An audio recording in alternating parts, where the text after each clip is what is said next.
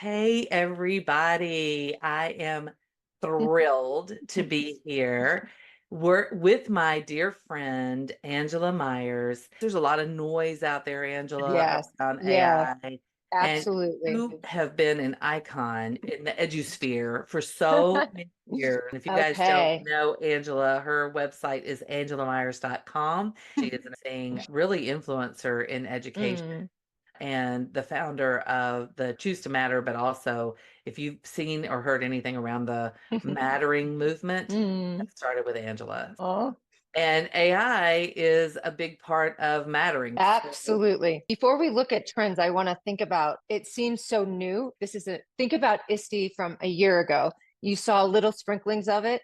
Then this year at ISTE, everything's AI. They just put an AI sticker on everything. AI has been around for decades. It's been a part of our lives for decades. It's been a, a lot invisible and it's becoming more transparent. But these trends aren't new. The new part is the velocity in which trends are occurring, the velocity in how much it's impacting our world, our lives, our education. I broke the trends down into four categories. Think about these from the perspective of your own life, not necessarily your school life, but in your life. And I think the first trend that's exciting to me is there is an absolutely sophisticated trend of personalization. This isn't like Amazon when you buy a book, they're like, oh, here's another book or your grocery store is like, oh, you bought that before. Here's this. It is embedded in everything. So I'm redoing my bathrooms and I've got a chat box, a designer on call that I'm building the bathroom before a contractor comes. I can put pieces in and see what it looks like. They search prices. It's customization we've never seen. That's a balance between privacy. How much do you want what you need without stress? But in order to do that, the platforms and the language needs to understand what your preferences are. There's always a give and take with that. The second part is how integrated it is. It is ubiquitous in everything we do. You buy something online and ever had to return something or had a problem, that is transparent. I'm a chat box. Do you want a live agent? I always say live agent. But a lot of this stuff, I can do all my airline travel. And when things go wrong, I don't have to wait online 77 hours for somebody who transfers me to wait online for somebody else. I'm doing everything by chatting. It could be a bot, but it gets my ticket done. It gets me change seats. It gets me all of this. The level of integration will be nearly ubiquitous, like breath. Somebody described AI as the new electricity. You don't think about, oh, behind when I turn on that light, there's electricity, or when I, switch that, there's electricity. It just is. And I think that we're so close to that. The third trend is what Sam Altman, creator of OpenAI, said AI is becoming more generalized. Think of the tools we use. So think about spell check or Grammarly or a big platform like that. So Grammarly was just that for a long time. It was very efficient. It did spelling and grammar. And so you ran it and you did your thing. Grammarly is now like a writing like oasis for every single part of the writing process, from editing to formatting to ideas to all of this. So these tools are not just one hit wonders. Think of Canva. When Canva first came out, I was like, oh my gosh, I'm going to have pretty slides and I don't have to go through all the pain. But oh my gosh, Canva is editing, it's imaging, it is like insane. So we're moving towards a more personalized, but a more integrated set of tools. And then the one most exciting for me with education mattering is these tools are democratizing our ability to augment what we're capable of. The goal of AI is not to replace humans, it's to augment and amplify what humans do. So if I think of my business when I started it 28 years ago, I had to hire a graphic designer for a logo, a website designer to go through all the copy, to go through this. I had to hire somebody to help shape presentations. All of that is a zero business expense now because I can do it.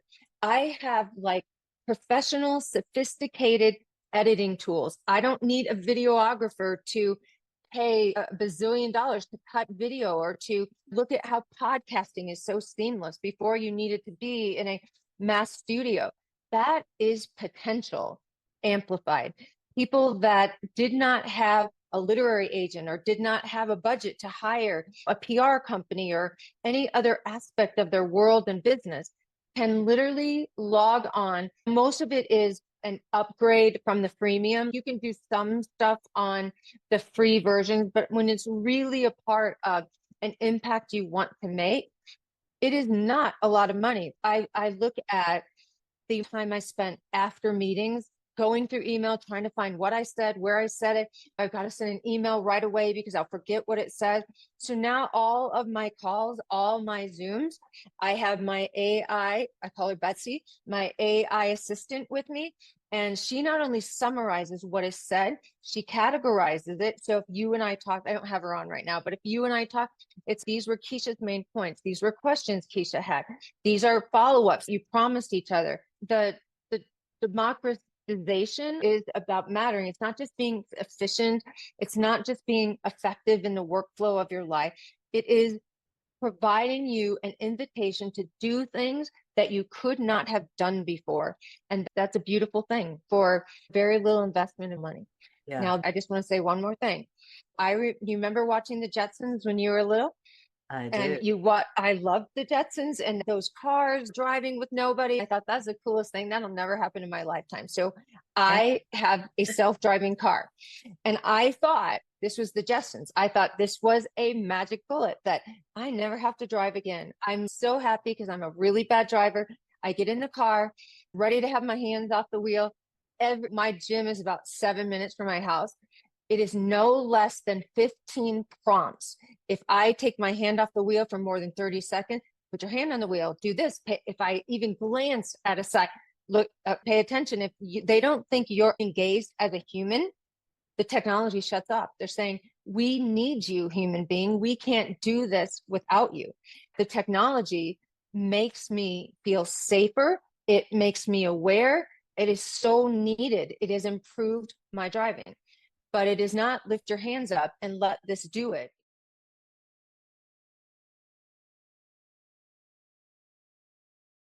Do you see any other trend that I missed, or what are you thinking?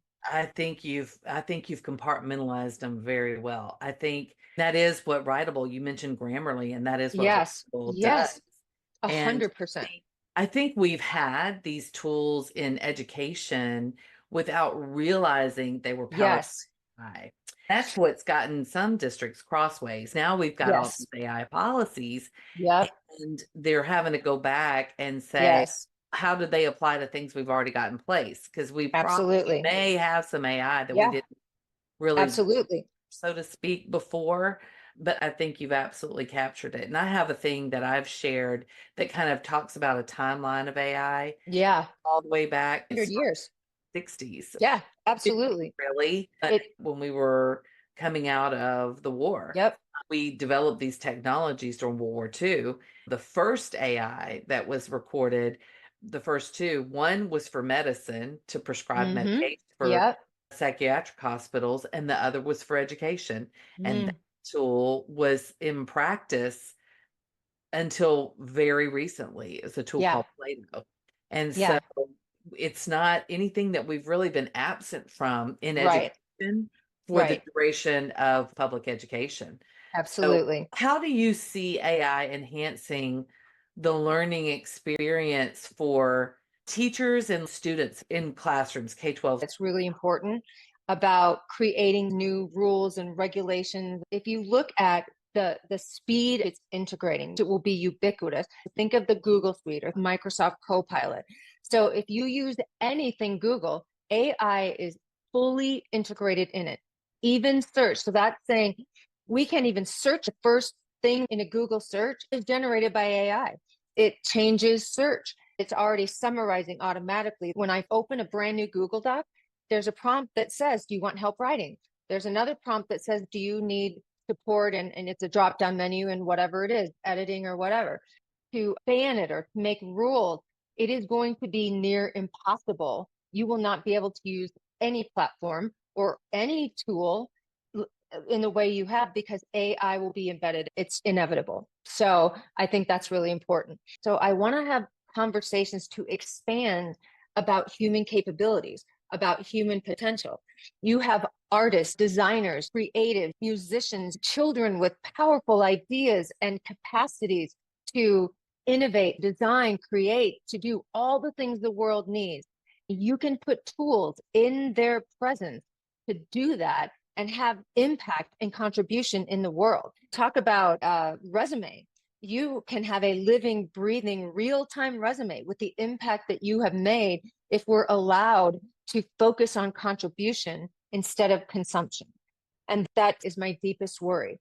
I wrote an article right after ISTE, going through the exhibit hall. And this is not just ISTE or education conferences. It felt weird, like a carnival where it was just like, look at this and look at this. And you get a stuff, even stuffed animals, you get a stuffed animals. And those kiosks at the mall where you're walking through, you're trying to do your business, and people at the kiosk chase you with perfume or cream. That's what it felt like. I felt uncomfortable because it is being presented as this novelty, miracle cure, magic bullet. And I want to remind teachers, we are the magic bullet. When we focus on some miracle product or buy into the marketing, I started writing down the language of the pitches. I heard stuff like, you don't have to worry about anything. This will be done in 2 shakes of a lamb's tail. Oh, we can alleviate this. If we buy into that, we are promoting our own dispensability and not hanging on to what makes us indispensable. The indispensability about a real educator is understanding the deep, messy, beautiful process of learning. And there is no quick solution to understanding. And when you get to a quick solution, we take away what it means to be educated, what deep learning looks like, what being an informed, wise citizen looks like. When we focus on just a quick fix, a formula, a step-by-step, whatever. And what makes us indispensable is we are the ones that can unpack that for kids. We lift the hood on the messiness and untangle it for them so that when they go through it, and it is critical that they go through messiness. So like when I look at the way ChatGPT is being presented and how it is being used, I'm just going to cut and paste it. It is because not only we, but our kids are delving into that marketing. When a real writer uses ChatGPT, it is about being deep down in the messiness and looking at what writers need, what gets them stuck, and what can motivate them, and what can push them in boundaries. That's how I use ChatGPT. And it is an indispensable partner to me as a writer. It does not make you a writer because you have something formulated. What our kids need is to understand the messy, frustrating, like beautiful process of knowing something deeply or creating something original. ChatGPT can help create something original, and no serious writer would use it otherwise. So we have got to refocus our message on our indispensability. These tools will only be used if they amplify our personal capacities. And we're not having conversations like that. We're having conversations about what it can do quick, what it can fix, what it can alleviate. My question is, why need teachers? If this can do it, why need a teacher? Plug in a bot, do this. Our kids need us. We are the magic bullet. And the world needs our kids prepared to show their capabilities. I don't know if you're hearing different, but that's what I'm hearing. I'm hearing these buy-ins to one tool or platform. We're leading with the tool. We're like, here's how to integrate it. We need to lead with human capacity, human values, human work together. Then I promise you there's a tool that can advance that. We have got to switch that equation.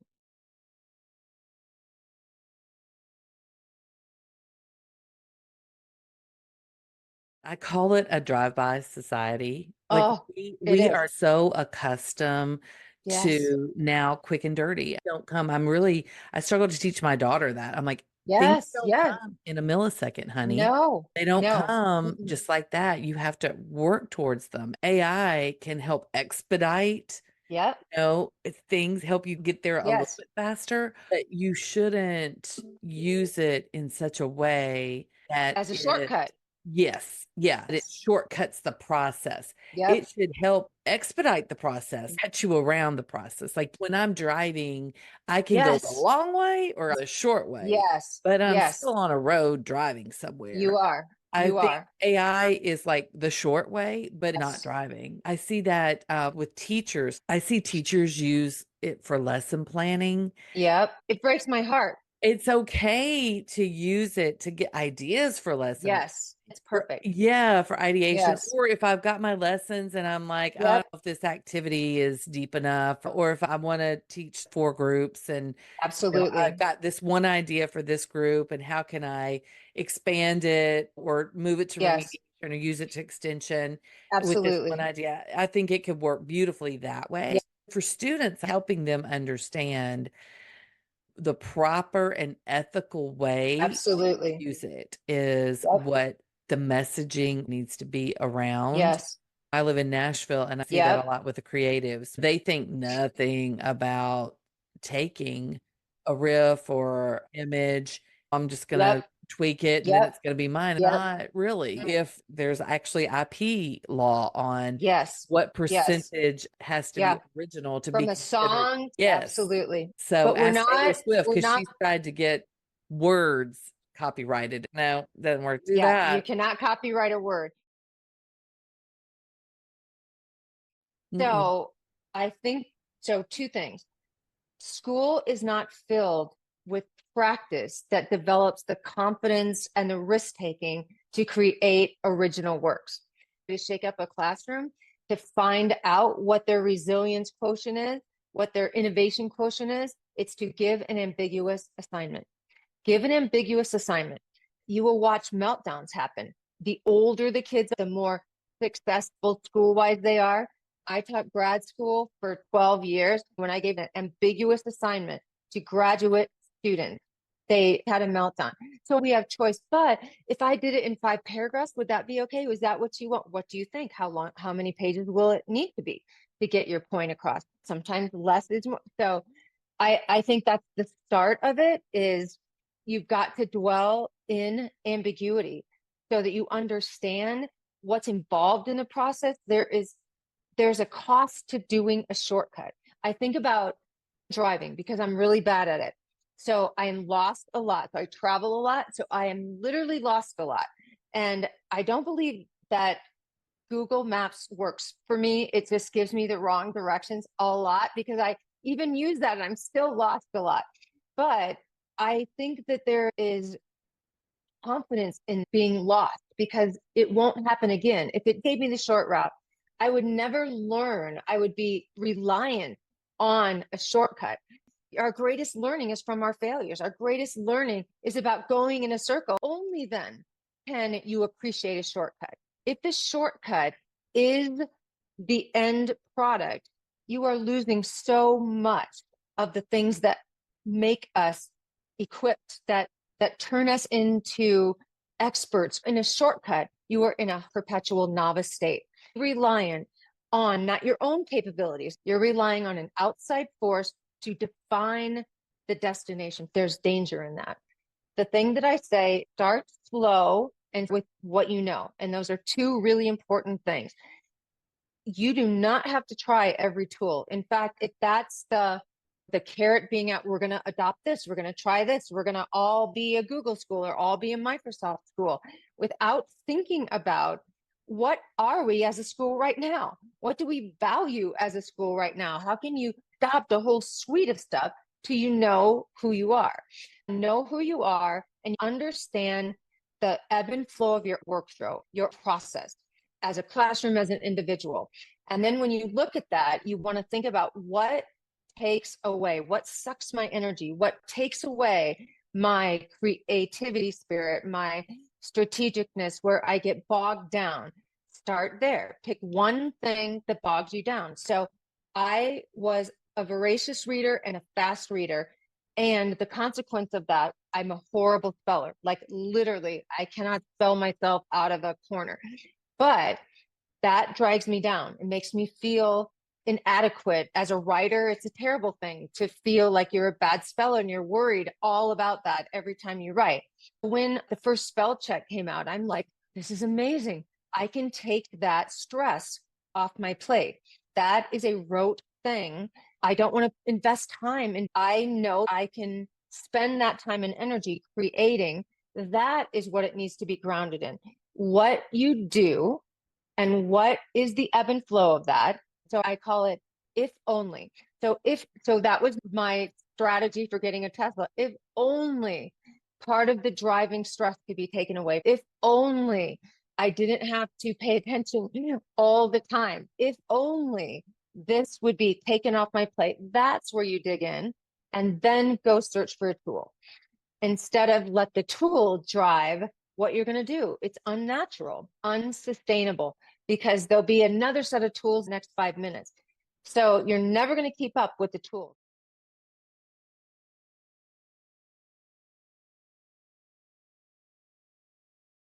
You have the ability to surround yourself with a broader, more diverse community than your second grade team. So the advice, the insights, the trends I get and understand are from people living and breathing this in the real world. They have different contexts than the school world. Education conversations are absolutely different than the ones that really every community in the world is having. Every business, every industry, every innovative element, listening to them, joining those communities, subscribing to podcasts, doing that to keep yourself abreast of what the world is. Because our job, we do not have a choice. We signed up not to do what we think is best. Our job is to align what we do for this purpose of creating a learner, leader, citizen that can thrive. Blocking bothers me.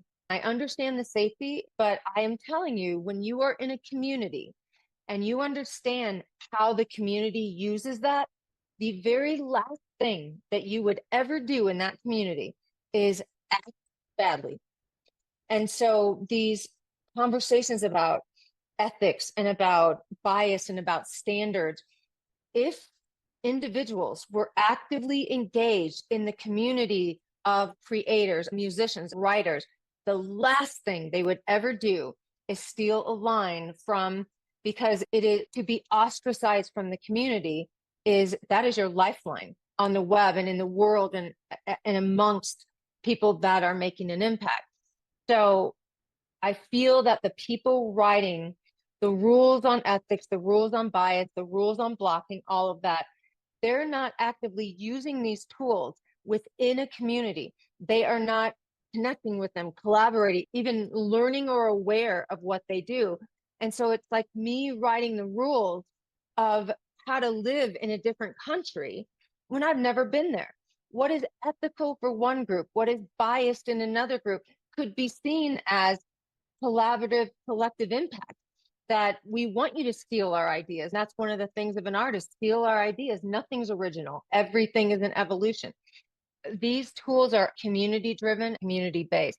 And unless you're an active member, I don't understand how you can say these are the rules for school, because they're not in the conversation. What are your thoughts on that? HMH has a great community right here that they offer Yeah, to that's so everyone. true.